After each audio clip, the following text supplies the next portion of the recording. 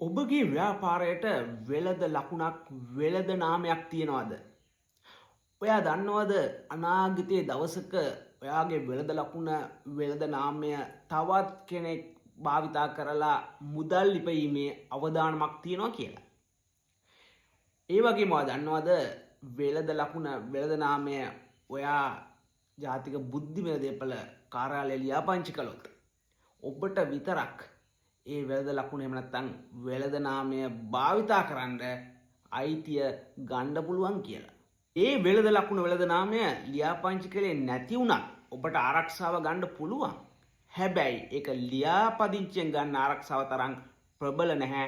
ඒ වගේම ඔප්පු කරන්න අමාරුයි. මේ ආරක්ෂාව හරහා යම් කෙනෙක් ඔබගේ වෙළඳ ලකුණ වෙළඳ නාමය භාවිතා කරනවා නම් ඔයාගේ අවසරයක් නැතුව එතකොට වාට පුළුවන් අධිකරණයට ගිහිල්ලා අධිකරණ නියෝගයක් අරගෙන තහනම් කරන්න ඒගොල්ලන්ගේ වෙළඳාම ඒ වගේම ඒ ඕගොල්ලන්ට සමාන වෙළඳ ලකුණක් වෙළඳ නාමයක් තියෙන ඒ භාණ්ඩ අත්පත් කරන් විනාශ කරන්න පුළුවන්. ඒ වගේම අලාභ සඳහා වන්දි ඉල්ලන්නත් පුළුවන්. ඒ වගේම ඒගොල්ලෝ ලාපු ලාභයෙන් යම් කොටසක් හෝ සම්පූර්ණ මුදලම ඔයාට ඉල්ලන්න පුළුවන්.